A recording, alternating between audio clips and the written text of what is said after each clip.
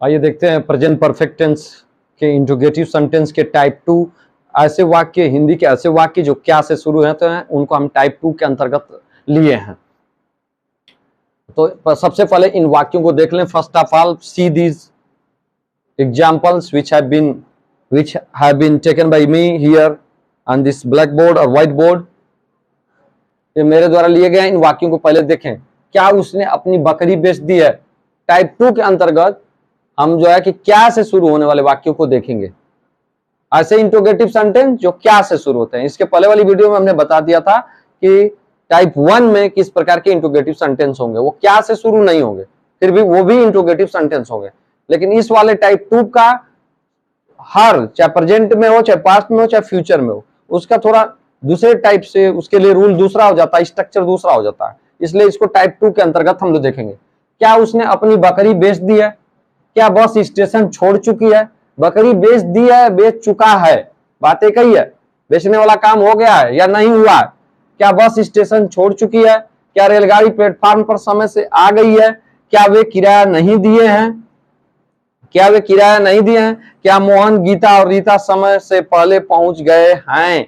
इस प्रकार के वाक्य जो है जरा देखें आप। क्या वे किराया नहीं दिए हैं? किराया नहीं यानी किराया देने वाला काम नहीं हुआ। तो ये प्रेजेंट परफेक्ट टेंस के सारे वाक्य हैं। ये काम क्यों, इसमें काम इनका, इसका नाम प्रेजेंट परफेक्ट टेंस क्यों रखा गया? वर्तमान पूर्णकाल, इसमें कार्य पूरा हो गया होता है और निगेटिव सेंटेंस में कार्य पूरा नहीं हुआ होता है। तो इस प्रकार का यहाँ पर आपको इन वाक्यों को पढ़ने से रियलाइज होगा, ये महसूस होगा। और अंत में हाय आएगा। प्रेजेंट टेंस का कोई भी वाक्य होगा उसके अंतर्गत उसमें अंत में हाय आएगा, तभी वो प्रेजेंट टेंस का वाक्य है। अब देखें नेक्स्ट, साधारण जनरल पहचान में दे रहा हूं, मोस्ट केसेस में। देखिए, क्या उसने अपनी बकरी बेच दी है? तो ऐसे वाक्य प्रेजेंट परफेक्ट टेंस के जो क्या से शुरू होंगे, तो उनके लिए स्ट्रक्चर क्या होगा? सबसे पहले हैज और have, helping verbs present perfect tense के अंतर्गत। हमने बताया कि under present perfect tense we have two helping verbs, has and have. हैज और हैव दो सहायक क्रियाएं लगती हैं जिन्हें ऑक्सिलरी वर्ब्स भी कह सकते हैं। तो सिंगुलर नंबर सब्जेक्ट के लिए हैज का प्रयोग, जबकि प्लूरल नंबर सब्जेक्ट के साथ आप हैव का प्रयोग करेंगे।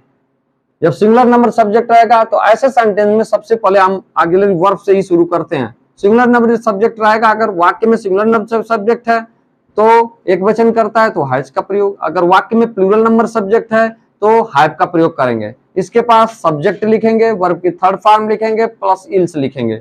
आइए इसी स्ट्रक्चर के आधार पर पहले वाले को बनाते हैं। Just translate the very first one. क्या उसने अपनी बकरी बेच दी है? क्या उसने अपनी बकरी बेच दी है? अब यहाँ पर उसने, ये मेल के लिए प्रयोग हो रहा है या फीमेल के लिए प्रयोग हो रहा है, इससे स्पष्ट नहीं हो रहा है। तो यहाँ पर आप बनाएंगे कैसे इसको? आप देखिए स्ट्रक्चर पर रखते हैं। क्या उसने कब कहेंगे? जब एक व्यक्ति या एक पर्सन शो होगा तब उसने वन इंडिविजुअल शो होगा, यानी कि हमारा जो करता है सिंगुलर नंबर में, इसलिए हम हैज के साथ एक वचन में हैज के साथ शुरू करेंगे। Has, has, has. अब उसने क्लियर नहीं हो रहा, अगर जेंडर क्लियर नहीं हो रहा तो ही और सी दोनों लगा सकते हैं। He, has he or she, has he or she, तो सब्जेक्ट हो गया ही आर सी, क्योंकि जेंडर क्लियर नहीं है।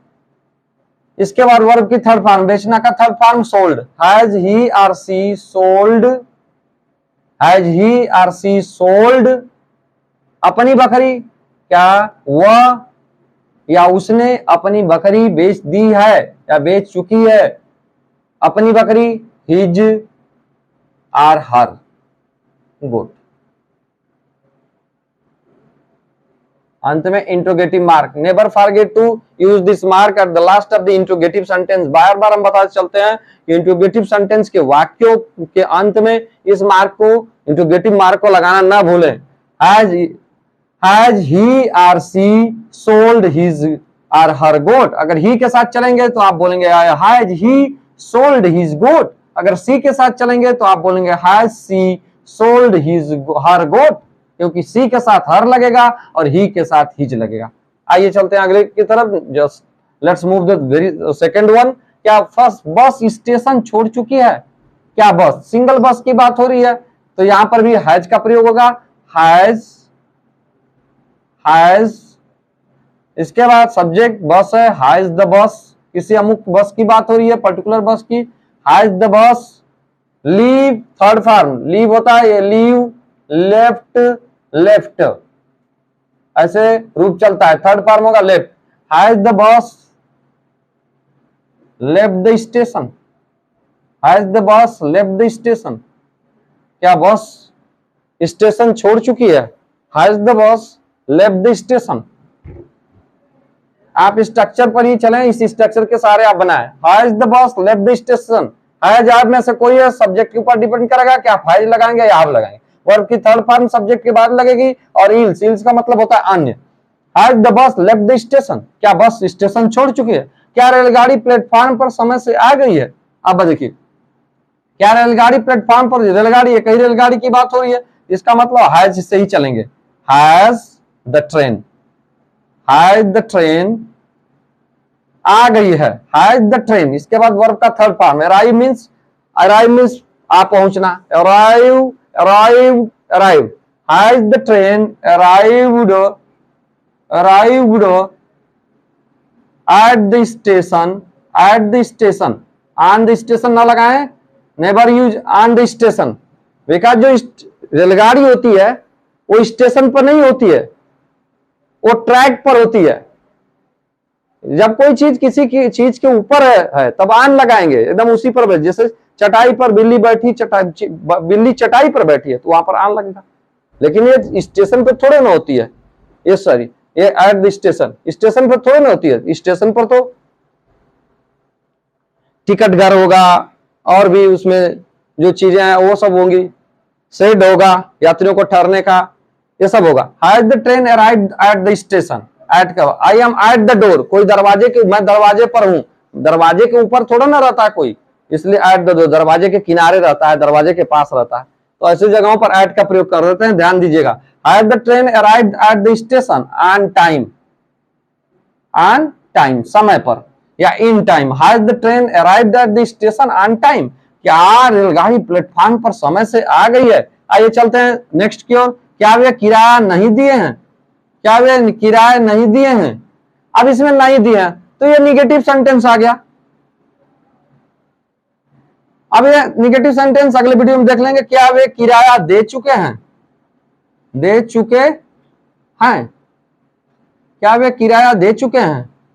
तो वे यहां पर आप सब्जेक्ट पर ध्यान दीजिएगा, सब्जेक्ट के ऊपर ही डिपेंड करेगा कि हैज या हैव, किसी भी टेंस में सब्जेक्ट के ऊपर ही डिपेंड करेगा कि आप हेल्पिंग वर्ब में से किसका प्रयोग करने जा रहे हैं।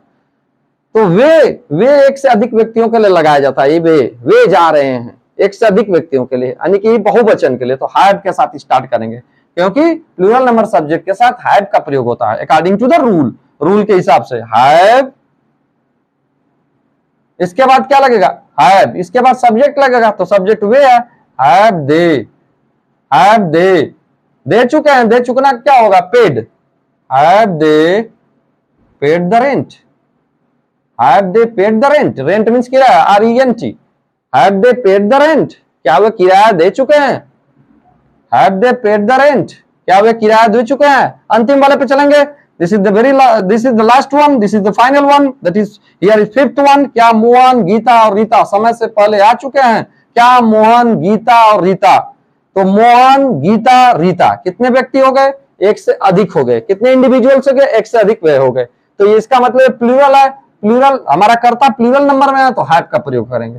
Have Mohan, Geeta and Rita, and Rita, have Mohan, Geeta and Rita. इसके बाद वर्ब की थर्ड फॉर्म पहुंच चुके हैं।